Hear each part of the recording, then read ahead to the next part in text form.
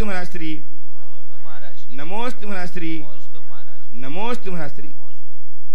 गुरुदेव, आज शंका समाधान के सत्र को ऑनलाइन प्रश्नों के माध्यम से कुछ एक प्रश्न ऑनलाइन के लेना चाह रहा हूं, आपकी आशीष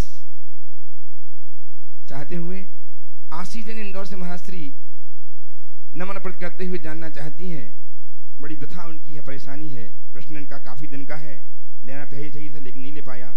गुरुदेव, मैं MPPSC की तैयारी कर रही हूँ और मेरा टारगेट है इसी साल पेपर निकालने का, लेकिन मेरे साथ बहुत परेशानी आ रही है।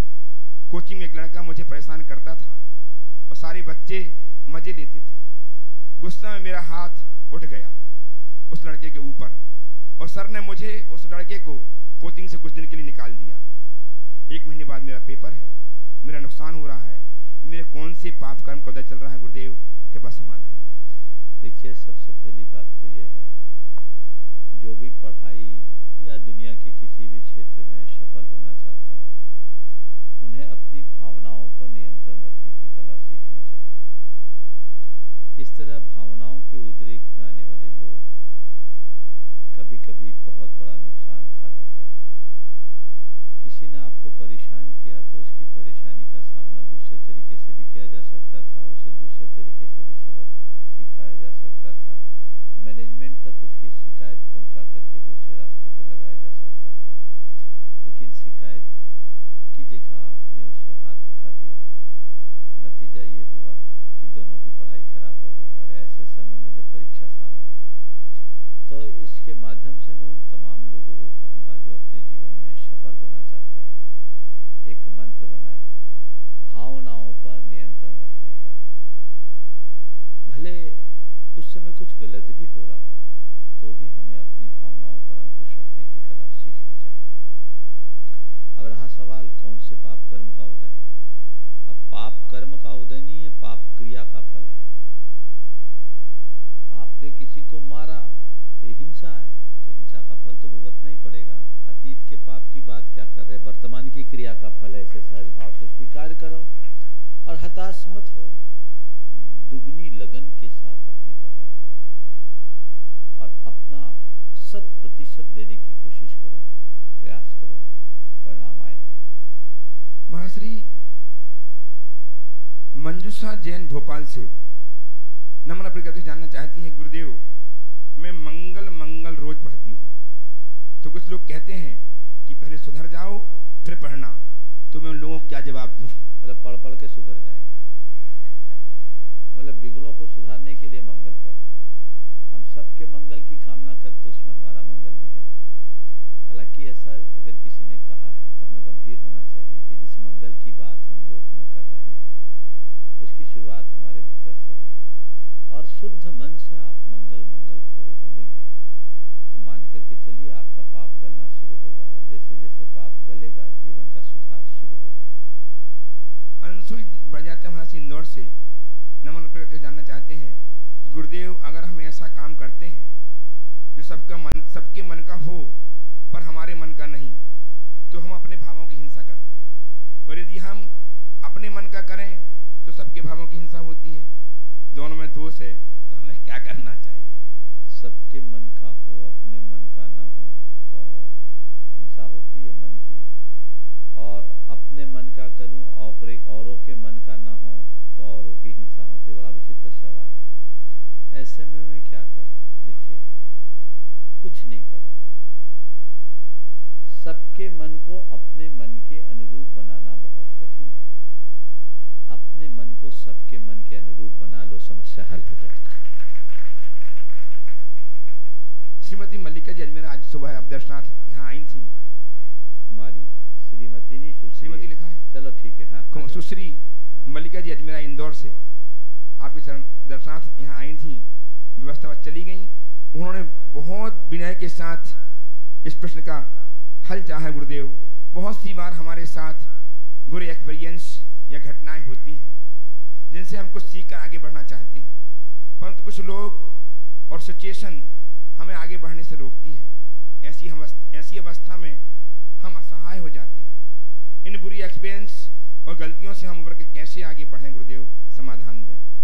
देखिए, जब भी सिचुएशन गलत हो, इमोशन को ठीक रखना सीखो। सिचुएशन और इमोशंस के मध्य तालमेल न होने से हमारे जीवन में दुविधाएं आती हैं। हर मनुष्य के सामने ऐसी बुरी स्थितियां आती हैं, पर हर बुरी परिस्थिति बुरा अनुभव दे ये कोई जरूरी नहीं। अगर हमारी दृष्टि अच्छी है तो हम बुरी परिस्थिति से भी अच्छी सीख ले सकते हैं। जिसे दूसरे शब्दों में मैं अक्सर कहता हूँ, नुकसान में भी नसीहत लिया जा सकता है, विपत्ति में भी संपत्ति देखी जा सकती है। हम अपनी सोच को थोड़ा सकारात्मक बनाएं। अगर सकारात्मक तरीके से हम सोचना शुरू करते हैं तो ऐसी परिस्थितियाँ कितनी भी विषम हो, हम उसके मध्य भी अपने लिए कुछ अच्छा रास्ता निकाल सकते हैं। आत्मसंयम की इसमें बहुत बड़ी आवश्यकता है। मनुष्य के अंदर सकारात्मकता हो, आत्मसंयम हो, धैर्य हो, आत्मविश्वास हो, तो चाहे कैसी भी दुविधाएं क्यों ना आए, उससे आगे बढ़ता है। रहा सवाल बुरी परिस्थितियों के सामना करने से मन की हताशा का, तो हम कभी एक मंत्र रखें कि हार जाएं पर हिम्मत ना हारें, आशावादी दृष्टिकोण रखें। रात के बाद ही प्रभात होता है। हम जब तक बुरे दौर से नहीं गुजरेंगे, अच्छे दौर को कैसे पाएंगे? धुआं पहले निकलता है, ज्योति बाद में जलती है। तो धुआं देखकर हम घबराए नहीं, इस बात के मन में संतोष रखें कि अब ज्योति निकलने वाली है। यदि इतना हम करना शुरू कर दें तो हमारे जीवन में बहुत बड़ा परिवर्तन आ सकता है। महाराज श्री और भवजनों, आपको प्रत्यक्ष रूप से उपस्थित करूं उसके पूर्व मैं एक बहुत सुखद सूचना आपके लिए देना चाहता हूं। आज हमारे बीच में श्रीमान पीएल बेनाड़ा जी साहब, श्रीमती बेनाड़ा जी उपस्थित हैं, अपने स्थान में खड़े हों। इनका हम अभिनंदन करना चाहेंगे। आज अपने दाम्पत्य जीवन की 50वीं सालगिरह, खड़े हो जाइए प्लीज, 50वें सालगिरह संपन्न करने के लिए आज यहाँ विशेष आयोजन करने के लिए गुरुदेव श्री चरण में आए हुए सिद्ध क्षेत्र में पूरा परिवार, इनके साथ में श्रीमती अनुजी शेठी पुत्री और पुत्रवधु निर्मल जी शेठी, श्रीमती केतकी जी बेनाड़ा पुत्रवधु बेनाड़ा जी ये उपस्थित हैं, जो श्रीमती सीमा जी काना सुपुत्री निरंजन लाल जी बेनाड़ा और विवेक जी अपने स्थान खड़े हो, प्लीज खड़े, इनके लिए सम्मान करें आप। सम्मान ये देखिए, इनके भाव देखिए, इनके धर्ममय भाव कि हम अपनी 50वीं सालगिरह कहीं पे इनके पास इतनी संपन्नता है कि इस कार्यक्रम को कहीं पे बहुत बड़े रूप में कर सकते थे, लेकिन इन्होंने चुना गुरुदेव के श्री चरण, इन्होंने चुना भगवान बड़े बाबा आदिनाथ बाबा बावनगढ़ सिद्ध क्षेत्र, ऐसे स्थान में आकर के अपने 50वीं सालगिरह मनाने के लिए आए हुए हैं। बहुत बहुत साधुवाद, इनके लिए आप अभिनंदन करें, तालियां बजाकर लगातार। और प्रश्न प्रस्तुत करके अपनी समाधान प्राप्त करें श्रीमान पीएल बेनाड़ा जी, श्रीमती सरला जी बेनाड़ा, और क्रम से जिनके नाम में पुकारता जाऊंगा सभी अपने प्रश्न प्रस्तुत करके समाधान प्राप्त करें। नमोस्तु महाराज।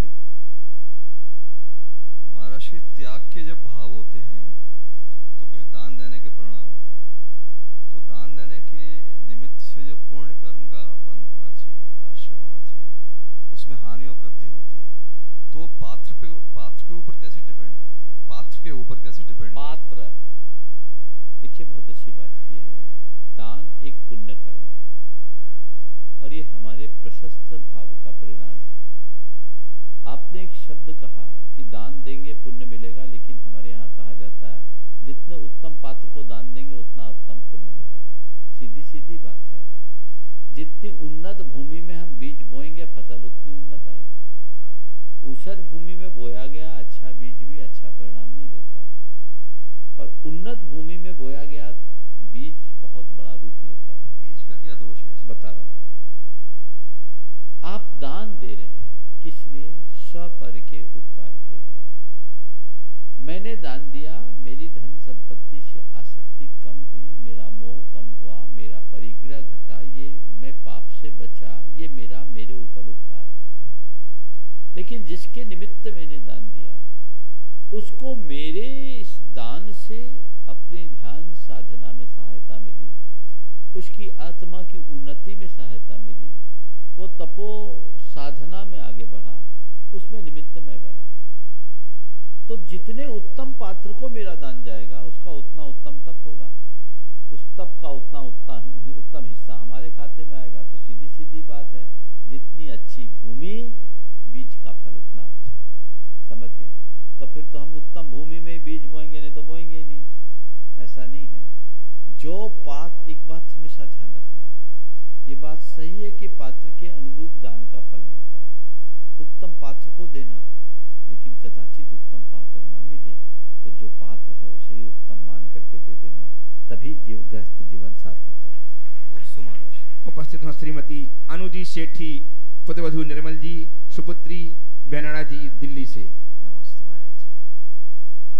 प्रश्न था कि हम मिडिल एज वुमेन और जो वर्किंग भी हैं, तो उनको अपनी आगे की लाइफ कैसे निकालनी चाहिए? देखिए, जो भी महिलाएं हैं, आपने कहा मिडिल एज है, वर्किंग है, अपनी लाइफ कैसे निकालनी चाहिए? जिनके ऊपर जिम्मेदारियां हैं, जवाबदेही हैं, उनको बखूबे कार्य कुशलता से अगर वो प्रोफेशनल जीवन जीती है, जीना चाहिए। लेकिन इसके साथ साथ अपने बच्चों का ध्यान रखना चाहिए और एक लक्ष्य रखना चाहिए कि जिस दिन मेरे बच्चे पैरों पर खड़े हो जाएंगे और मैं अपने लिए जो आवश्यक है उतना संचित करूं, तो फिर मैं अपने जीवन की धारा को अपने आत्मा के कल्याण के लिए दूंगा। मैं ये कहता हूं, जिनको आवश्यकता है उन्हें ये काम करना चाहिए। जिन्हें आवश्यकता नहीं है उन्हें काम करने की जरूरत नहीं है।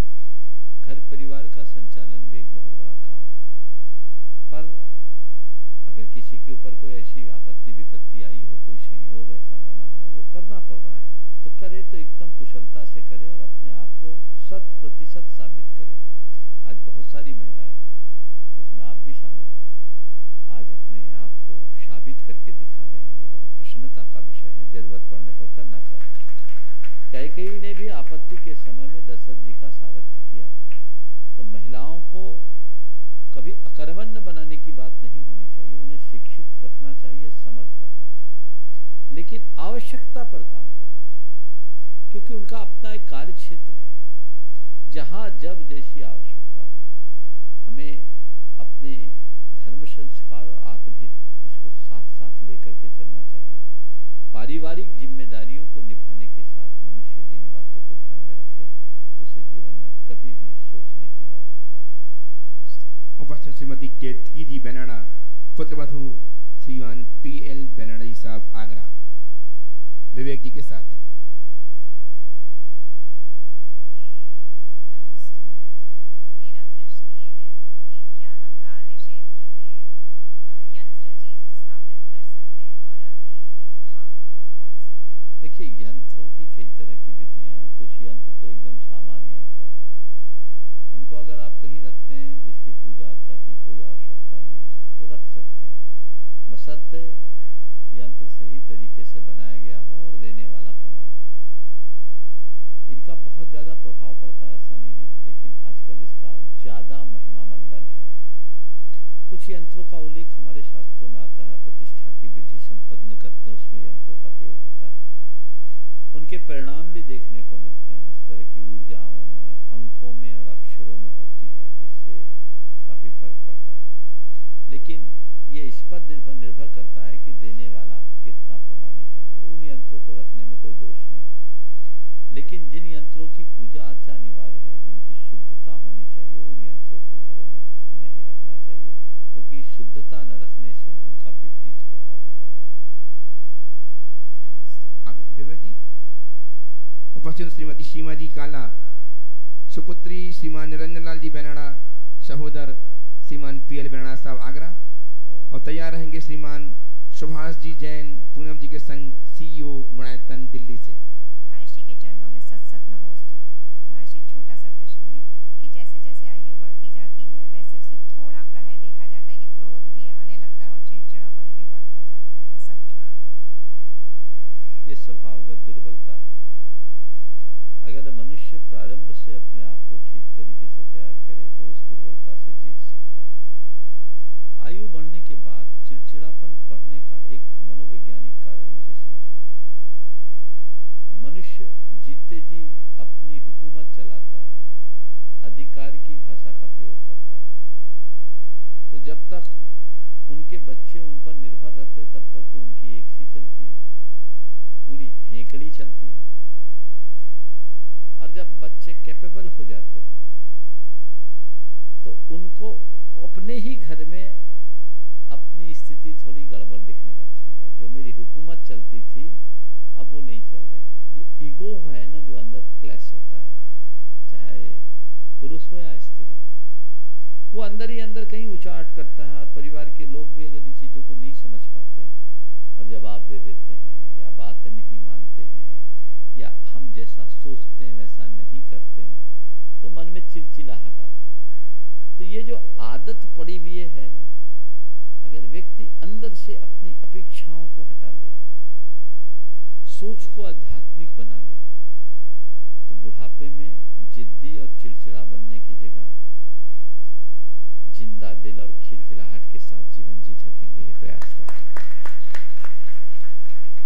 आइए श्रीमान सुभाष जी श्रीमती पूनम जी के संग सीईओ गुणायतन दिल्ली से ट्रस्टी गुणायतन, और तैयार रहेंगे श्रीमान श्रीश जी जैन श्रीमती अनुपमा जी के साथ पुणे से शंका समाधान। परम श्रद्धेय गुरुदेव के चरणों में शत नमन। गुरुदेव, ये मध्य प्रदेश में आने के इधर कुछ दिनों से काफी मौका मिला। यहाँ पर जितना खजाना भरा हुआ है जैन मंदिरों का और जैन प्रतिमाओं का, अद्वितीय है। महाराज श्री, जितने पूर्वांचल हमारे झारखंड, बिहार और पूर्वी उत्तर प्रदेश जितने भगवानों के कल्याणक हुए हैं सब इसी एरिया में हुए हैं। यहाँ तो मध्य प्रदेश में नहीं हुए, फिर भी यहाँ इतने मंदिर और इतनी मूर्तियां और इतना धर्म का प्रभाव कैसे हुआ गुरुदेव? ये तो बहुत आश्चर्य लगता है मेरे को, जबकि यहाँ भगवान के कल्याणक तो एकमात्र, जैसे आपने बताया था। बहुत, हाँ, भगवान में तो शीतलनाथ भगवान का ही कल्याणक हुआ है। इसकी चर्चा मैंने रविवार को की थी। आपने बहुत अच्छा सवाल किया है कि हम जब मध्य प्रदेश बुंदेलखंड में आते हैं, खासकर संपूर्ण मध्य प्रदेश और बुंदेलखंड तो विशेष रूप से, मालवा निमाड़ भी है, हमारी संस्कृति का धरोहर है। पूर्वांचल में ऐसा कम दिखता है। जब मैं भारत के इतिहास को पलट कर देखता हूँ, खासकर जैन इतिहास को पलट कर देखता हूँ, तो ऐसा पाता हूँ कि एक समय में पूर्वांचल जैन संस्कृति का बहुत बड़ा केंद्र था। हमारे 24 तीर्थंकरों में 20 की निर्वाण स्थली, बल्कि 22 की निर्वाण स्थली पूर्वांचल है। और बाकी कल्याणक भी उनके ही अधिक हुए। भगवान महावीर का विहार उधर हुआ। चंद्रगुप्त मौर्य मगध के राजा थे। मगध का पहले उज्जैनी, बाद में पाटलिपुत्र उसका केंद्र था। लगभग गुप्त काल तक उस क्षेत्र में जैनों का बहुत बड़ा बाहुल्य था और बहुत पूरा वैभव भी था। पूरा एक नक्शा बनता है जो सम्मेद शिखर, कोलवा पहाड़ और आपके राजगृही से लेकर के बंगाल, सुदूर बंगाल तक। उधर हमें कई गुप्तकालीन प्रतिमाएं भी मिलती है। 9वीं 10वीं शताब्दी तक वहाँ हमें बहुत अवशेष मिलते हैं। उड़ीसा में भी हमारे जैनों का बहुत बड़ा केंद्र था। नीलकंठ साहू के अनुसार, जिन्होंने उड़ीसा में जैन धर्म अपनी पुस्तक लिखी, शोध ग्रंथ है नीलकंठ साहू, उनके अनुसार 8वीं शताब्दी तक उड़ीसा का राष्ट्र धर्म जैन धर्म था। सम्राट एल खारवेल जैसा प्रतापी राजा उसी पूर्वांचल में हुआ। आज भी बहुत सारे पुरावशेष उधर प्राप्त होते हैं। सम्मेद शिखर के इर्द गिर्द कोलवा पहाड़ से आप लेकर के चलते हैं, राजगृही में भी 3री-4थी शताब्दी की गुफाएं हैं, प्रतिमाओं के अवशेष हैं। और वहाँ से चल करके आप पुरुलिया वगैरह में देखते हैं तो बहुत सारी मूर्तियाँ आज भी खूब मात्रा में मिलती है। लेकिन बाद के काल में उधर जैनों का बड़ा पतन हुआ। उसके पीछे राजनीतिक कारण रहे और जैनों के ऊपर बहुत जुल्म भी ढाया गया। हमारे मंदिरों और धर्मायतनों को तोड़ा गया। मुझे लगता उसी परिस्थिति के कारण उधर से जैनियों का दूसरी तरफ प्रस्थान हो गया, संरक्षण नहीं मिला। एक कारण ये हो सकता है। जो वहाँ जैन थे सराक आदि के रूप में, वो धीरे धीरे बदल गए। जैन मुनियों का उधर जाना आना लगभग नहीं के बराबर हो गया। तो उधर जो समाज में धर्म की प्रभावना दिखनी चाहिए वो नहीं दिखी। वर्तमान में पूर्वांचल में जितने भी जैन हैं ये अकबर के काल से गए और धीरे धीरे बसे हैं सब 300-400 साल, उससे ज़्यादा नहीं, और बल्कि 100-150 साल में ज़्यादा प्राय राजस्थान के जैन। इन लोगों ने वहाँ जा कर के क्षेत्रों को बनाया, मंदिरों को बनाया, ये सब नए। मध्य प्रदेश की जहाँ तक बात है, मध्य प्रदेश जैन धर्म की बड़ी उर्वरा भूमि रही है। यहाँ गुप्तोत्तर काल और गुप्त काल के पहले से जैन संस्कृति बहुत फलती फूलती थी। विदिशा जैनों का एक बहुत बड़ा केंद्र था। राजा रामगुप्त जो गुप्त वंशी राजा था वो जैन था। वहाँ आज भी 3री और 4थी शताब्दी की प्रतिमाएं मिलती है और इस पूरे इलाके में जैन संस्कृति बहुत फल फूल रही थी। इसके साथ साथ चंदेल, चाहमान और परमार नरेशों ने जैनों को बहुत संरक्षण दिया। इस काल में गुजरात से बहुत जैन इधर आए।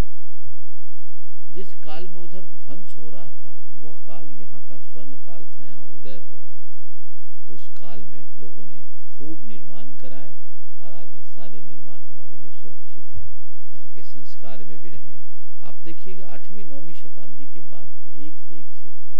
ये 11वीं शताब्दी के 52 गजा में आदिनाथ भगवान है। तो उस काल में लोगों ने लगाए और ये इस बात का भी प्रतीक है कि इस क्षेत्र के लोगों का चिंतन बड़ा धार्मिक था। वे अर्थ से अधिक परमार्थ को महत्व देते थे। यह मध्य प्रदेश की धरा है जहाँ के मंदिरों का निर्माण सेठ साहूकारों ने नहीं, पीसनहारियों ने किया है, चक्की पीस करके करने। तो इस बात का प्रतीक है कि तुम्हारे रगों में कौन से संस्कार हैं। हमने अपने से ज्यादा परमार्थ को महत्व दिया और वही भावना दौड़नी चाहिए। अपने अर्जित धन को पाप में कम लगाओ, परमार्थ में ज्यादा लगाओ, तभी हम सफल होंगे। तो ये फलने फूलने के पीछे कारण। अब वर्तमान में गुरुदेव का सानिध्य मिल रहा है तो ये धरा और फल रही है। इसलिए इस अर्थ में मध्य प्रदेश बहुत ही भाग्यशाली है। यहाँ की माटी की महक बहुत सौंधी है, सारे दिगंत तक फैल रही है। हमें ऐसी धरा को प्रणाम करना चाहिए। नमोस्तु गुरुदेव। श्रीमती पूनम जी और तैयार हैं श्रीमान श्रीश जी जैनपुरे से श्रीमती अनुपम जी के साथ, और तैयार हैं श्रीमती रानी जी दोषी इंदौर से। नमोस्तु महाराज श्री। महाराज श्री, मैंने कुरल काव्य में पढ़ा है, जो स्त्री दूसरे देवताओं की पूजा नहीं करती किंतु बिछोने से उठते ही अपने पति देव को पूछती है, तो जल से भरे हुए बादल भी उसका कहना मानते हैं। महाराज श्री, इसका आश्चर्य क्या है? क्योंकि ये तो व्यावहारिक रिश्ते हैं महाराज श्री। अगर प्रयोग की होती ना तो तुम ही बता देती, अनुभव करके करो। तो किसी देवता को मानने की जरूरत नहीं, बिछोने से उठते ही अपने पति देवता का सम्मान करो। आकाश से भरे हुए बादल भी तुम्हारा कहना है। प्रयोग करो, अभी भी कुछ नहीं बिगड़ा है, आज से ही शुरू कर दो, फर्क पड़ जाएगा। नमस्ते महाराज श्री। आइए श्रेय जी जैन श्रीमती अनुपम जी के साथ का समाधान प्रमुख ग्रुप प्रमुख, और तैयार हैं प्रामाणिक समूह ग्रुप के प्रमुख श्रीमान श्री जी पुणे से श्रीमती अनुपम जी के साथ, और तैयार हैं श्रीमान अशोक जी दोषी श्रीमती रानी जी। अच्छा, तैयार हैं श्रीमान सुनील जी जैन DPS सनावत से। नमोस्तु महाराज जी। ये प्रामाणिक समूह से प्रकाश पाटनी अंकल का प्रश्न है। वो कहते हैं, मौका देने वालों को कभी धोखा नहीं देना चाहिए और धोखा देने वालों को कभी मौका नहीं देना चाहिए। उनकी शंका ये है कि जो अपॉर्चुनिस्ट लोग होते हैं वो मौका ले ही जाते हैं और धोखा भी दे ही जाते हैं। इनको किस प्रकार से हैंडल करें? और वे कहते हैं धार्मिक मंचों के आसपास ऐसे बहुत से दिखाई पड़ते हैं। देखिए, अवसरवादी लोग बहुत होते हैं, मौका परस्त लोग होते हैं, मौके का फायदा उठाते हैं। हमें अपनी समझ सही रखना चाहिए और यदि कोई ऐसे लोग फायदा उठा भी ले तो इसको देखकर विचलित नहीं होना चाहिए। हमें इनके प्रति सकारात्मक होना चाहिए और एक सीख लेना चाहिए कि आने वाले समय में हम इनका ध्यान रखेंगे। हम अपनी तय गलती न करें, हम किसी को धोखा न दें, और हमारे साथ कोई धोखा करे तो उससे सीख लें। हमारा जीवन तभी संतुलित है। नमस्ते महाराज श्री जी। महाराज श्री जी, मैं एक बार एक मंदिर में गई थी तो वहाँ पर पूरा महिलाओं के लिए एक चार्ट लगा हुआ था कि ऐसे मर्यादित कपड़ों में जाएं और उनके लिए दुपट्टे भी रखे हुए थे कि सिर ढककर जाएं। तो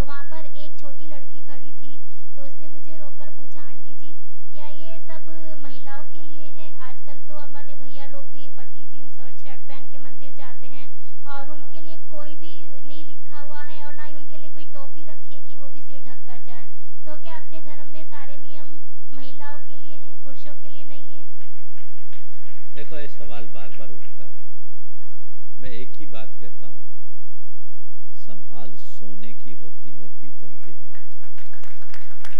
समझ गए? आपके घर में सोना भी होता है, पीतल भी होता है। आप किसकी सुरक्षा के प्रति जागरूक रहते, सोने की कि पीतल की? तो मैं कहता हूं इन बातों को लेकर महिलाओं को हताश होने की जगह, मायूस होने की जगह गौरवान्वित होना चाहिए कि आज हमारा इतना मान है। ये रिस्ट्रिक्शन नहीं है, ये निषेध नहीं है, नियंत्रण नहीं, तुम्हारा मान है, तुम्हारा सम्मान है। सिर ढकने का मतलब है अपनी मर्यादा को सुरक्षित रखना, अपने मान को सुरक्षित रखना। सिर उखाड़ने का मतलब है अपनी लज्जा, मर्यादा और प्रतिष्ठा को धूमिल कर देना। तो महिलाओं का मान बहुत है और वो मान को संभालती है, जीवन की आखिरी सांस तक संभालते रहना। ये सब पीतल है, इनकी चिंता मत करना। सोना सोना है और सोना अपने आप को सोना ही बनाए रखे, पीतल से आकर्षित ना हो। समझ गए? रहा सवाल फटे जीन्स वगैरह, ये फटीचरों के कपड़े। तो फटीचरी बनने का जिनको आनंद है, जिंदगी भर फटीचरी बने रहेंगे, हम क्या कहें? विचार करना चाहिए, मंदिर में इस तरह के वस्त्रों को नहीं पहनना चाहिए, बल्कि अपने जीवन में भी ऐसे नहीं पहनना चाहिए। बल्कि मुझे लोग कहते हैं महाराज फटे जीन्स तो और महंगे आते हैं, पता नहीं क्या फैशन हो गया और लोगों की सोच कैसी हो गई। पढ़े लिखे लोग आज ज़्यादा अंधानुकरण करने लगे हैं, उन्हें बहुत गंभीरता से सोचना चाहिए। आइए श्रीमान सुनील जी जैन DPS तनावत से, और तैयार हैं श्रीमती सारिका जी देवेंद्र जी गोधा बड़वानी से। नमोस्तु गुरुदेव। एक प्रश्न कई दिनों से मेरे दिमाग में खोन रहा था। यूं तो पुराने लोग मंदिर के आसपास अपने मकान बनाते थे, भवन बनाते थे, और अभी भी प्रयास ये रहता है कि 9 आयतनों में से एक हमारा जिन मंदिर है, जिन शिखर है, हम कहीं से निकलते हैं तो शिखर को देखने से ही प्रभु के दर्शन के लाभ प्राप्त होते हैं। किंतु एक विडंबना ये भी हो रही वास्तुशास्त्र के अनुरूप कि यदि मंदिर के शिखर की छाया हमारे मकान पे पड़ रही है या मंदिर की दीवार से हमारे मकान की दीवार लगी हुई है, तो वो मकान अशुभ और बुरा फल देने वाला माना जाता है। तो ऐसा विरोधाभास क्यों गुरुदेव? देखिए, सबसे पहली बात, भगवान पूज्य है। बोलो, भगवान पूज्य है ना? बिल्कुल। गुरु पूज्य है, सर्व पूज्य है, मंदिर पूज्य है, बिल्कुल पूज्य है। तो पूज्यों की विनय करते हैं, बिल्कुल करते हैं। विनय ये है कि उनकी छाया में भी मेरे द्वारा अनादर न हो। जो विवेकी लोग होते हैं, मुनियों की परिक्रमा करते हैं ना, तो इतना ख्याल रखते हैं कि इनकी छाया पर भी मेरा पैर न पड़े। ये मेरे द्वारा अभिनय होगी, जिनकी मैं पूजा करता हूं उनका मैं अभिनय करूं तो पाप होगा कि नहीं? बिल्कुल। और पाप अशुभ होगा कि नहीं? होगा। तो मकान अशुभ नहीं है, तुम्हारा पाप अशुभ है। तो मंदिर की छाया में मैं गृहस्थी के कर्म न करूं, पाप है, उनसे बचूं। इसलिए इतना एरिया हम दूर करके रखते हैं, ऐसा सोचना चाहिए। पर गुरुदेव एक प्रश्न और है इसमें मेरा, कि पहले से मकान बने हुए हैं और मंदिर बाद में आ गया, तो फिर क्या होगा? देखिए, ऐसा हुआ, मकान पहले से बना, मंदिर बाद में आया।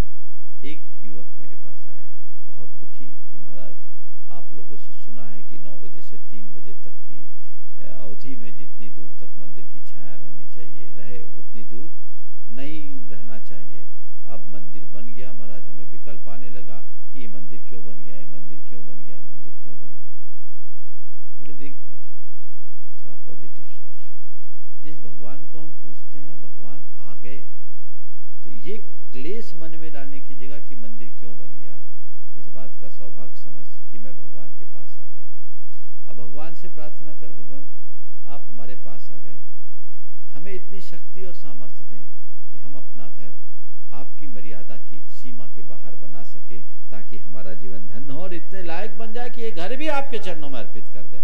ये सोच रखो। और आपको बता रहा हूँ, उसके अंदर इसका बड़ा असर पड़ा। हमने कहा तू रोज, उस समय उसकी स्थिति ऐसी नहीं थी कि किराए के भी दूसरे मकान में रह सके। चमत्कार भावनाओं का बता रहा हूँ। इलाहाबाद के पास, बांदा और इलाहाबाद के बीच एक छोटे से गांव की घटना है, और उन लोगों ने आके बताया उन्हीं के प्लाट में जगह दे करके मंदिर बनाया था, 20 फीट चौड़ा प्लाट था। उसको जब मैंने कहा, उसको बात जच गई, हम भगवान को हटाएंगे, जिनको हम पूछते हैं, हमने खुद ने मंदिर बनाया और उसमें सहयोग दिया, अब क्या सोचना। हम बोले रोज तू भगवान से प्रार्थना कर, तेरा संयोग अपने आप अनुकूल बनेगा और स्थितियां सुधर जाएगी। वो रोज मंदिर में जाकर के ऐसे प्रार्थना करने लगा, प्रार्थना करने लगा, प्रार्थना करने लगा। नतीजा ये निकला, महीने बाद उसकी एक जमीन जो वर्षों से विवादों में फंसी हुई थी, उसको उम्मीद भी नहीं थी कि ये मेरे हाथ में आएगी, वो क्लियर हो गई और उसे एक अच्छी राशि मिल गई और उसने अपने भावों को, उसको भगवान के कृपा का फल माना और अपने भावों के अनुसार उससे एक नई जमीन खरीद करके घर बना लिया और अपना घर भगवान को समर्पित कर दिया। ये सोच होनी चाहिए। कोशो मत, अच्छी सोच रखो जिससे पुण्य का संचय हो और जीवन धन्य। नमोस्तु गुरुदेव। बोलिए। आइए श्रीमती सारिका जी देवन जी गोधा बड़वाणी से ट्रस्टी 52 गजा तैयार है। श्रीमान पारस जी कासलीवाल मनावर से ट्रस्टी 52 गजा सिद्ध क्षेत्र। हे गुरुदेव, नमोस्तु नमोस्तु नमोस्तु। हमारे समाज में नमोकार मंत्र का महत्व है, लेकिन अन्य समाज की मंगल क्रियाओं में चत्तारी मंगलम सुनाया जाता है। दोनों का अलग अलग क्या महत्व है, समाधान कीजिए। नमोकार मंत्र मंगल के साथ ही बोलना चाहिए। हमारे यहाँ शॉर्टकट बनाने की परंपरा ज़्यादा हो गई। नमोकार मंत्र हम लोग जब भी कोई बड़े अनुष्ठान करते, खासकर हम लोग अपने प्रतिक्रमण आदि की क्रिया करते हैं, तो चत्तारी दंडक के साथ ही बोलते हैं। दिगंबर परंपरा में इसका चलन कम हो गया, हमें पढ़ना चाहिए। आप बोलिए, पूजा शुरू करते तो चत्तारी मंगलम बोलते कि नहीं? हमारे यहाँ देव दर्शन की विधि में नमो हंतानम से लेकर चत्तारी मंगलम तक का विधान है। आजकल प्रमाद बढ़ गया और प्रमाद बढ़ जाने के कारण लोग इसे भुला दिए हैं। इसे हमें ठीक करना चाहिए। आए श्रीमान सुरेश जी गंगवाल सिंघाना से और रतलाम से उपस्थित हैं। कौन उपस्थित? नमस्ते गुरुदेव, नमस्ते गुरुदेव, नमस्ते गुरुदेव। तैयार हैं रतलाम वाले। जिंदगी जब कठिन समय में नाच नचाती है तो ढोलक बजाने वाले अधिकतर अपने जान पहचान वाले ही होते हैं। ऐसा क्यों गुरुवर? देखिए, बात तो यह है कि ढोलक बजने पे लोग नाचते हैं, पर मैंने तो ऐसा देखा है कि लोग बिना ढोलक के भी नाचने लगते हैं। बात सही है, और ये तो बिना संगत के नाच का आनंद भी नहीं है। तो ढोलक तो चाहिए ही। और देखिए, जो नाचते हैं वही ढोलक वाले को बुलाते हैं। तो वो जो जान पहचान वाले ढोलक है वो आपके ही आमंत्रण पर आया है, आपको पता नहीं है। अच्छा, समझ गए? उसे आप पहचानने की कोशिश कीजिए। निमंत्रण आपका, वो आपसे अनामंत्रित नहीं है। बहुत पुरानी बुकिंग है कि तुम ढोल बजाना, हम नाचेंगे, और जैसा तुम बजाओगे वैसे ही हम नाचेंगे। उल्टे बजाना हो, सीधे बजाना हो। तो बस मैं यही कहता हूँ, अब थोड़ा समझदार बनिए और वक्त के हिसाब से अपने आप को ढालिए। उपस्थित हैं रतलाम से सभाग श्रीमान, रतलाम के श्रीमान, और तैयार हैं श्रीमती बिंदु जी मनीष जी काला बड़वानी से। ओ चलो, नहीं बिंदु जी मनीष जी काला बड़वानी से उपस्थित हो। दीजिए माइक दीजिए। तैयार हैं श्रीमती बबीता जी काला बड़वानी से ही। हे गुरुवर, नमस्तु नमस्तु नमस्तु। हे गुरुवर, मेरा प्रश्न यह है कि आज के समय में सबसे ज़्यादा बोझ उठाने वाला जीव मनुष्य है, जो अपने मन के ऊपर मरते दम तक विचारों का बोझ लेकर घूमता है। किसी ने बुरा किया, उसे ना भूलने का बोझ, आने वाले कल का बोझ, उसका बोझ, अपने किए पापों का बोझ। इससे हम कैसे छुटकारा पाएं? कृपया शंका का समाधान। जिसकी जिंदगी बोझ बन गई है उसे हम क्या कहें? बस तो इन सारे बोझों को उतारना है तो अपनी चेतना को जगाओ। नित्य प्रति प्रतिक्रमण करना शुरू करो, प्रत्याख्यान करना शुरू करो, अपनी अंतःकरण की शुद्धि प्रारंभ करो। सारा बोझ उतर जाएगा, मन हल्का हो जाएगा, जीवन शांत और सुखी होगा। हमारे मन को ठीक करना चाहिए। भावना योग उसी बोझ उतारने की प्रक्रिया है। अगर मनुष्य अपने मन को थोड़ा निर्मल बनाने की कला सीख ले तो उसका चित्त कभी बोझिल नहीं होगा। आइए श्रीमती बबीता जी काला, और तैयार हैं डॉक्टर मनोज जी जैन धूलिया से। हे गुरुदेव, नमोस्तु नमोस्तु नमोस्तु। एक चिड़िया होती है, वो हमेशा जब जिंदा रहती है तो कीड़े मकोड़ों को खाती है, और जब वो मर जाती है तो वही कीड़े मकोड़े उसको खाते हैं। तो महाराज जी, मेरा प्रश्न यह है कि समय और स्थिति का निर्धारण कैसे किया जाए? पहली बात तो इससे एक बात सीखिए कि जो हम करते हैं वही रिवर्ट होता है। आज तुम चिड़िया बन करके खा रहे हो तो कल कीड़े तुम्हें खाएंगे, इसमें कोई संशय नहीं। समझ गए? आपने पूछा समय और स्थिति का फल कैसे किया जाए। इसे दूसरे तरीके से अगर हम दूसरे एंगल से इस बात को सोचें तो मनुष्य में जब तक प्राणवत्ता है, चेतना है, सक्रियता है, तभी तक उसका मूल्य है, महत्व है। जिस दिन वो खत्म हो जाएगा उसका जीवन मूल्यहीन हो जाएगा। इसलिए चेतना रहते ही अपने जीवन को ढालने की कोशिश करें। आइए डॉक्टर मनोज धुलिया से ट्रस्टीगण भी यदि वहाँ मंदिर के ट्रस्टीगण हो अपने स्थान में खड़े होकर के नमन करके आशीर्वाद प्राप्त कर लें और मनोज जी प्रश्न उपस्थित करके समाधान प्राप्त करें। धुलिया से सभी लोग। गुरुवर वाकारकर नगर धुलिया तैयार है। शुभम जी काला। गुरुवर वाकारकर नगर धुलिया दिगंबर जैन समाज और मेरे परिवार की ओर से त्रिवार नमस्तु नमस्तु नमस्तु। गुरुवर मेरी ये जिज्ञासा है, कोई अगर सच्चाई की राह पर चल रहा है, अच्छा करना चाहता है और उसे पास वाले या दोस्त लोग ऐसा करने से रोकते हैं और वही लोग खुद गलत काम करते हैं और वो हम देख भी नहीं पाते और उन्हें टोके तो थोड़ा गलत बात हो जाती है, तो ऐसे में क्या करना चाहिए? जो अच्छाई के रास्ते पर चलने वाले लोग हैं उन्हें ऐसे लोगों की बातों में नहीं आना चाहिए, अपने मामले पर दिल रहना चाहिए और उनकी बातों से प्रभावित नहीं होना चाहिए।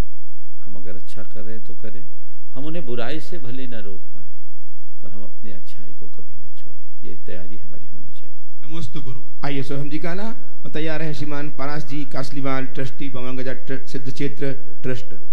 गुरुवर नमोस्तु नमोस्तु नमोस्तु। मेरी शंका यह है कि अच्छा और सच्चा मित्र किस तरह बनाया जाए, क्योंकि संगत पर ही हमारा जीवन निर्भर करता है। अभी कुछ दिन पहले ही मैंने बोला है अच्छा और सच्चा मित्र क्या होता है और उसे कैसे बनाया जाए, इसलिए अभी पुनरावृत्ति नहीं करूंगा। यही सवाल आया था, अच्छा मित्र क्या हो और उससे मित्रता कैसे बने, पुराना सुन लेना। चलिए पारास जी कासलीवाल अपनी बात भी रखेंगे और प्रश्न भी रखेंगे। प्रश्न नहीं, बात रखेंगे। बात रखेंगे सिर्फ।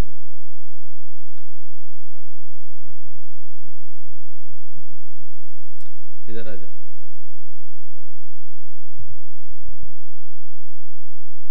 हम सब आह्लादित हैं कि परम पूज्य आचार्य भगवंत की असीम अनुकंपा हम पर बरस रही है। परम पूज्य महामुनि श्री प्रमाण सागर जी महाराज विराट सागर जी महाराज का शीतकालीन प्रवास सिद्ध क्षेत्र श्री बावनगिरी जी चुलगिरी पर संपन्न हो रहा है। आपके स्निग्ध वात्सल्य को पाकर हम सब विभूत हैं। आपकी साधना के परमाणुओं से क्षेत्र की ऊर्जा बहुगुणित हो रही है। आप ही के सानिध्य में एक सुखद संयोग है कि कालांतर में कर्मयुग के प्रथम विधाता 84 लाख योनियों से मुक्ति दिलाने वाले 84 पीठ के आदिनाथ भगवान का मस्तकाभिषेक, उनका निर्वाण कल्याण दिवस 3 फरवरी माघवती चतुर्दशी को रविवार के दिन संपन्न होगा। अत्यंत उल्लास के साथ सतपुड़ा की श्रृंगावलियों के बीच प्राकृतिक वादियों के झरोके में भगवान आदिनाथ रामायण कालीन इतिहास जिस सिद्ध क्षेत्र का है वहाँ पर विराजित है। हम सब ने अभी परसों के दिन और आज के दिन भी भगवान आदिनाथ के चरणाभिषेक और शांति धारा का लाभ लिया। हम कितने पुण्यशाली जीव होंगे जो भगवान आदिनाथ के मस्तकाभिषेक का लाभ लेकर अपने जीवन को कृतार्थ करेंगे। समिति ने कुछ इस प्रकार की व्यवस्था की है जिसका विवरण मैं आपके समक्ष रख रहा हूं और निवेदन कर रहा हूं कि क्षेत्र पर आने वाले आगंतुकों के लिए, अतिथियों के लिए, श्रद्धालुओं के लिए, यात्रियों के लिए संपूर्ण व्यवस्था त्रिक्षेत्र कमेटी की ओर से समुचित की गई है। उन्हें किसी प्रकार का कोई व्यवधान नहीं होगा, किसी प्रकार कोई कठिनाई का सामना नहीं करना पड़ेगा और वे आने के बाद अत्यंत आह्लाद भाव से क्षेत्र में तो प्रसन्न होंगे ही सही, हम सबको भी आशीर्वाद देकर जाएंगे। हमारी व्यवस्थाओं के लिए इस बात का हमें विश्वास है। हमने व्यवस्था इस प्रकार की है कि प्रथम दिवस 2 दिवसीय विधान करने का कमेटी ने निर्णय लिया है। प्रथम दिवस भक्तामर विधान होगा भगवान आदिनाथ बाबा का और उसके उपरांत 3 फरवरी रविवार माघवती चतुर्दशी को प्रातः काल 8 बजे भगवान का निर्वाण, भगवान की पूजन होगी, अभिषेक होगा, वंदन होगा, निर्वाण लाडू चढ़ा जाएगा, महाआरती होगी। उसके उपरांत 5 प्रमुख पात्रों द्वारा पहले कलश होंगे। उसके उपरांत 1008 कलशों से भगवान के ऊपर कलश धुले जाएंगे। उसकी राशि कुछ इस प्रकार तय की गई है। प्रथम 5 कलशों का चयन तो पात्रों का होगा। उसके उपरांत 1,11,111 रुपया, 71,000 रुपया, 51,000 रुपया, 31,000 रुपया और 11,000 रुपये की राशि कमेटी द्वारा तय की गई है। ये बहुत छोटी अल्प राशि है इतने बड़े क्षेत्र के लिए, इतने बड़े बाबा के लिए। और 2020 में यहाँ का मस्तकाभिषेक भी संपादित होना है। हम चाहेंगे कि सारे देश की समाज इस आयोजन में शरीक होकर सहभागिता देकर अपना पुण्यार्जन करे, हमें कृतार्थ करे। और हम परम पूज्य गुरुदेव से निवेदन करेंगे, पूज्य मुनिवर से निवेदन करेंगे कि आपकी आशीष अनुकंपा हम पर बरसती रहे और आपका स्निग्ध वात्सल्य पाकर हम कृतकृत्य हो। इन्हीं भावनाओं के साथ मैं आप श्री के श्री चरणों में नमन करते हुए अपनी बात को विराम देता हूँ। हे गुरुवर, इसी भांति हम आपसे भी निवेदन कर रहे हैं कि आपने जिस भांति अहोभाव से इस क्षेत्र की वंदना की है, आप भी अपनी ओर से अपने मुखारबिंद से इस आयोजन पर प्रकाश डालकर हमें कृतार्थ करें। बोले परम पूज्य 160 मुनि श्री प्रमाण सागर जी महाराज की जय जय जय। नमोस्तु महाराज जी, नमोस्तु महाराज जी। मैं अपने आप को बड़ा भाग्यशाली मानता हूँ। इस 52 गजा महाक्षेत्र के दर्शन का और बंधन का सौभाग्य मुझे मिला। वर्षों से इच्छा रहती थी कि ये क्षेत्र छुटा हुआ है, दर्शन करूं।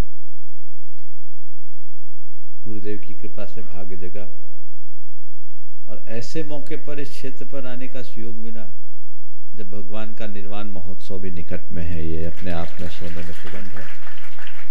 और आपके यहाँ निर्वाण उत्सव के दिन ही भगवान का मस्तकाभिषेक साल में केवल एक बार होता है। 12 वर्षों में तो बहुत धूमधाम से एक बार 52 गजा का मस्तकाभिषेक पूरे देश के लोग मिलकर मनाते हैं। लेकिन ये सुयोग आप सबके लिए मिल रहा है जो आने वाले अभिषेक में है, और ये महामस्तकाभिषेक का पूर्व रूप है। मैं समझता हूँ इसे उसकी पूर्व भूमिका के रूप में देखना चाहिए। ये महान पुण्य का अवसर है और हर व्यक्ति को बढ़ चढ़ करके इसमें हिस्सा लेना चाहिए। कमेटी को भी ऐसी तैयारी करनी चाहिए कि भगवान गर्भ में आते 6 महीना पहले से रतन बरसते हैं, तो हम साल भर पहले से तैयारियां शुरू कर रहे हैं। अभी से भाव भूमिका बनाइए। और अभी कहा गया कि 1008 कलशों के द्वारा हम भगवान का अभिषेक करते हैं। और 1008 कलशों से तो होना ही चाहिए, कलश कम पड़ जाए ऐसी भूमिका बनानी चाहिए। पूरे देश भर के लोग आए और 52 गजा में आकर के भगवान ऋषभदेव के निर्वाण उत्सव के दिन अपने हाथों से मस्तकाभिषेक करने का सौभाग्य प्राप्त करके जाए। रोज आते हो, चरण छूने का अवसर मिल जाए, चरण पखारने का अवसर मिल जाए, इतना ही है। लेकिन ये कमेटी साल में एक दिन केवल अवसर देती है, तो इस अवसर का लाभ हर व्यक्ति को मिलना चाहिए। ऐसा कोई घर नहीं बचना चाहिए जिस व्यक्ति के हाथ का कलश यहाँ न लगे। आज मैं पूरे देश भर के लोगों से कहूँगा, समिति ने कहा है हर व्यक्ति को अवसर मिले। कमेटी ने यद्यपि राशियां रखी, ऐसे मौके पर राशि तो देना ही चाहिए, इसमें कोई दिक्कत नहीं। आपकी राशि आपके पुण्य के वृद्धि का कारण बनेगा और क्षेत्र के विकास का आधार बनेगा। ये भाव के लिए सहायक होगा। ऐसी राशि अगर आपने किसी कार्य में लगाया तो इसका परिणाम बहुत ही प्रशस्त होता है, लाभप्रद होता है। आप लगाइए, लगाने में चूकिए मत। पर कमेटी से मैं कहता हूं राशि पर अनुबंधित मत रहना।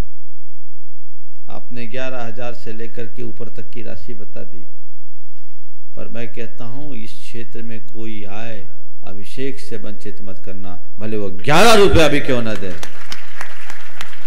पर मैं आप सबसे कहता हूं भगवान के चरणों में आओ तो अमीर बन करके अभिषेक करना, गरीब बन करके मत करना।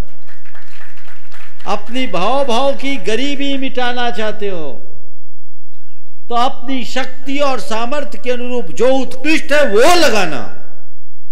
समिति ने लाख रुपए की बात की और तुम्हारी 11 लाख की व्यवस्था है, तो तुम कहना ये भगवान के दरबार में मैं छोड़ूंगा नहीं, मैं यहां लगाऊंगा। ये पुण्य का बीजारोपण है।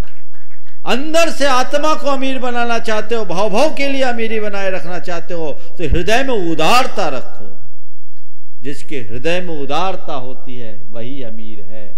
जिसके मन में दरिद्रता है वो जन्म जन्मांतरों तक दरिद्र बना रहेगा। कई बार लोग ऐसा कहते हैं कि पूजा पंचकल्याण के धार्मिक आयोजनों में सब काम पैसों से होते हैं, अमीरों को मिलता है, गरीबों को कुछ मिलता ही नहीं।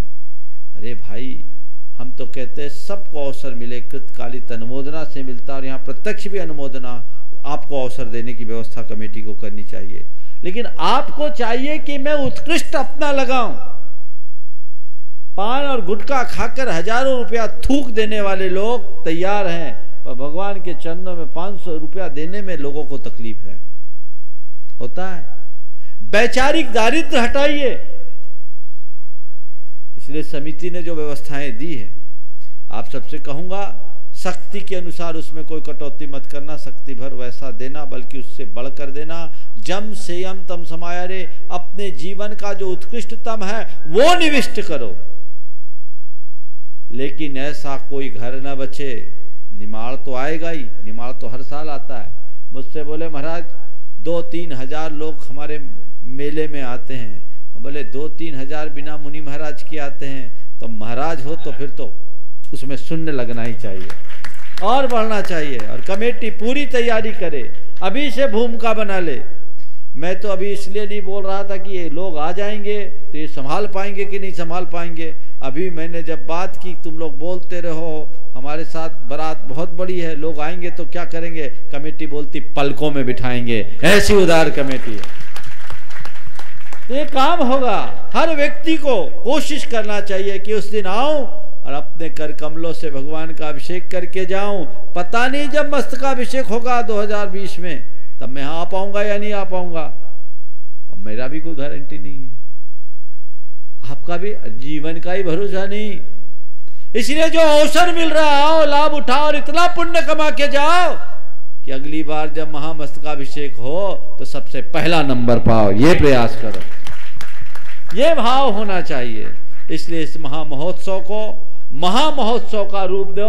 भगवान ऋषभ देव की जितनी उत्तंग काया 1000 वर्ष प्राचीन प्रतिमा है, उनका आप अभिषेक करोगे, ये अपने आप में बहुत ही महत्वपूर्ण है। बंधुओं 990 साल इसको हो गए, 1131 की स्थापना है ना, 1131 है, 1031 है, 1031 लगभग 900 साल से 1000 साल हो गए। 1000 वर्ष से खड़ी जिन प्रतिमा, कितने लोगों ने यहाँ आकर अपने जीवन का उद्धार किया, कितने तपस्वियों ने साधना की, कितने त्यागियों ने साधना की, उसका परिणाम यहाँ है। हम उसका लाभ उठाते हुए जो यहाँ बताया गया, हर कोई अपना मन बनाए और आए, अपने हाथों से अभिषेक करे। और मैं तो कहता हूँ इतने नाम आ जाए, इतने नाम आ जाए कि कमेटी को 1 दिन का कार्यक्रम 3 दिन करना पड़े, कोई दिक्कत नहीं। करिए, आपका उत्साह देखूंगा। मुझसे कह रहे थे महाराज सोमवार पड़ रहा, बोले देखते हैं, हमारा सोमवार विशेष परिस्थितियों के लिए नहीं है। भगवान ऋषभ देव के नाम पर कोई सोमवार नहीं है। अगर कोई ऐसा आयोजन होगा देखेंगे, पर अभी 1 ही दिन की बात में मैंने अनुमति दी है, अभिषेक 1 ही दिन हो। आपकी बुकिंग अच्छी हो जाए, समिति नंबर अपने चैनलों पर कल से चलाना शुरू कर दे और उसमें और जो है सूचनाएं वो लोग देते रहें। जैसे ही वो नंबर चलेंगे लोग उसका लाभ ले, सूचनाएं दे, देश भर के लोग आए। जितने लोग आए, मैं तो कहता हूं 2020 के बड़े मेले का रिहर्सल अभी हो जाए, ऐसा होना चाहिए। माहौल बनाइए अच्छे उत्साह के साथ, 1 दिन 2 दिन नहीं 5 दिन भी करना पड़े तो कर दीजिए और उसको लोगों को उसी तरीके से बुकिंग दे ताकि लोग आए उत्साह के साथ भगवान का अभिषेक करने में अपनी सहभागिता दे। यहाँ की कमेटी के उत्साह को देख करके मुझे लगा कि ठीक है, इनका उत्साह है तो बोलने में कोई हानि नहीं है। इतने दिन तो मैं चुप था, ठीक है कर रहे हैं, लेकिन आज पूरी की पूरी ट्रस्ट कमेटी बड़ी दमदारी से मेरे पास आई और बल्कि एक प्रकार की अदम इच्छा के साथ आई है। जहाँ की कमेटियाँ इतनी उत्साही होती है वो क्षेत्र कभी अविकसित नहीं रह सकता, विकसित होगा। और ये क्षेत्र काफ़ी विकसित है, विकासोन्मुखी है। आप लोगों के सहयोग से ही क्षेत्र का विकास होगा। तो ये प्राचीन धरोहर है, सिद्ध भूमि और 52 गजा, ये अपने आप में बहुत महत्वपूर्ण है। तो मैं समझता हूँ सभी लोग लाभ उठाएंगे। हमारे ऋषभ देव भगवान महान प्रभावशाली हैं। हमारे ऋषभ देव की महिमा जैन ग्रंथों में तो है ही, शिव पुराण एक ग्रंथ है, उसमें ऋषभ देव की महिमा बताते हुए कहा है, 8 तीर्थेषु यात्रायाम यत् फलम भवेत्। 8 तीर्थेषु यात्रायाम यत् फलम भवेत् श्री आदिनाथस्य देवस्य स्मरण मात्रेणापि तद् भवेत्। कि 68 तीर्थों, वैष्णव परंपरा में 68 तीर्थ है, 68 तीर्थों की यात्रा करने का जो पुण्य होता है, आदिनाथ भगवान के स्मरण मात्र से वो फल प्राप्त हो जाता है। तो ये तो तीर्थ भी है और आदिनाथ भी है और आदिनाथ निर्वाण उत्सव है। फिर सोचने की बात ही नहीं होनी चाहिए।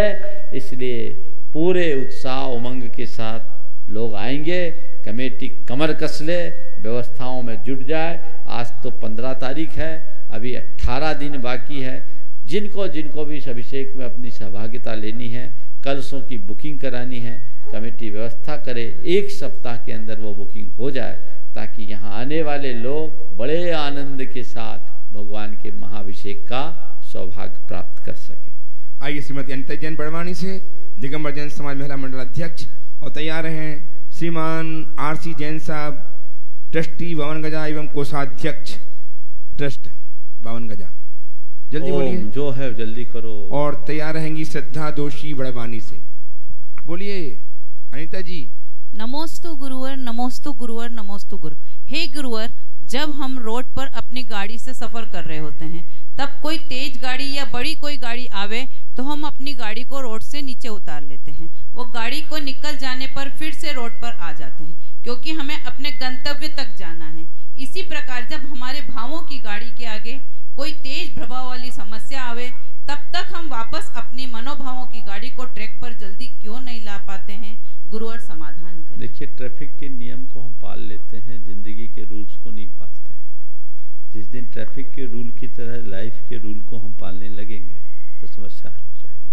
ये बिल्कुल सही है। जब भी कोई ओवरटेक हो तो हमें थोड़ा साइड हो जाना चाहिए। कोई ओवरटेक कर रहा है, हम उसे पास देते हैं, बस इतना ही तो करना है। आज से एक मंत्र बना लें, जहाँ भी भाव और विचारों की ओवरटेकिंग हो हम थोड़ा बाईपास अपना लें, जीवन एकदम सपाट हो जाएगा और हम बहुत आगे से अपने जीवन को बढ़ा लेंगे। आइए श्रीमान आरसी जैन साहब, कोषाध्यक्ष बावनगढ़ ट्रस्ट बड़वानी से, और तैयार हैं श्रद्धा जी दोषी बड़वानी से। नमोस्तु नमोस्तु नमोस्तु गुरुदेव।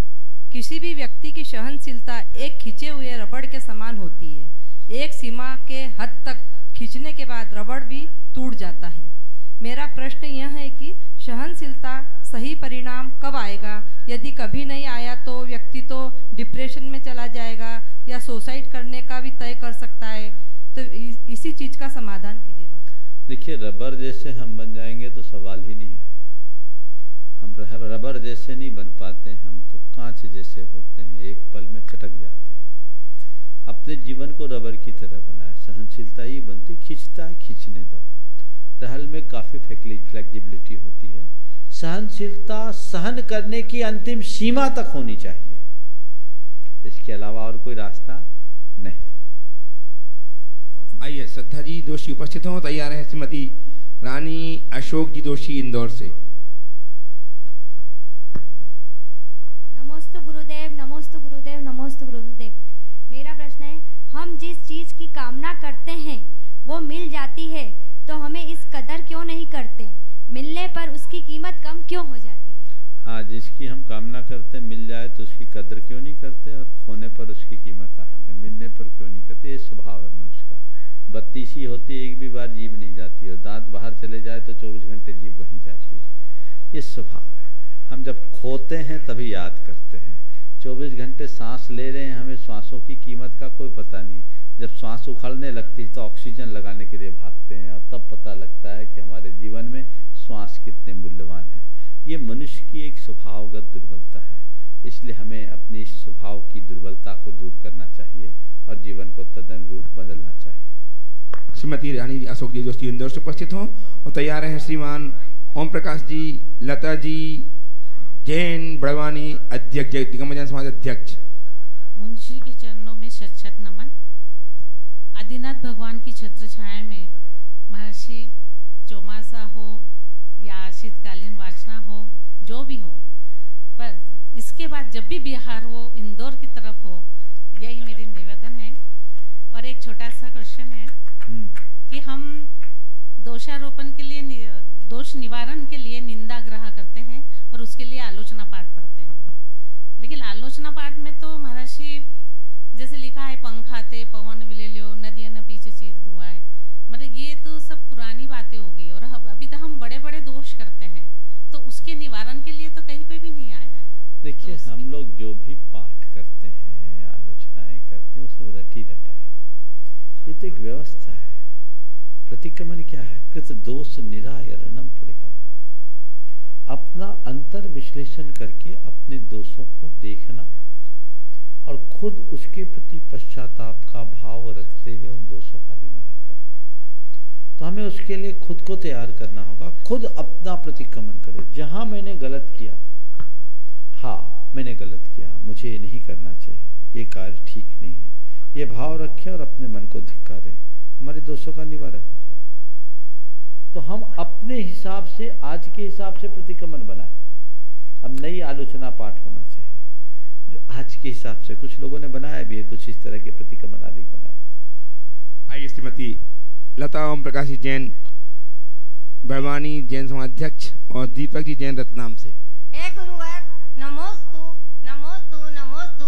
मेरी शंका है कि मेरे धर्म कार्य में कोई विघ्न तो नहीं डलता है। मैं प्रतिदिन मंदिर भी जाती हूँ, पर स्तुति स्वाध्याय पूजा सब करती हूँ। मंदिर जीवे भक्तावधि तत्वाद भी करती हूँ। तो घर जाने के बाद सब भूल जाती हूँ। मुझे ऐसा आशीर्वाद दे दीजिए कि मेरा याददाश्त हो जाता है और मैं धर्म में लीन रहूं और कृपा तुम्हारी शंका समाधान। बस एक बात याद रखो, मेरा हित किसमें, बाकी सब भूल जाओ, जीवन सुखी हो जाएगा। बंधुओं, अभी मैंने कहा और मेरे पास सूचना आ गई, एक भाई ने प्रथम कलश की सूचना यहाँ दी है कि प्रथम कलश मुझे करने का मनोभाव है। गुणायतन के शिरोमणि संरक्षक है, नाम नहीं बोल रहा हूँ अभी, कल उसकी चर्चा करके कमेटी से बात करेंगे।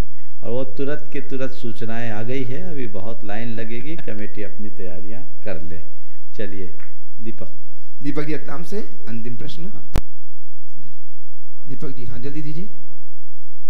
जिनवानी बोलिए। हाँ बोलो। ओम। हाँ बोलो बोलो बोलो। ओम।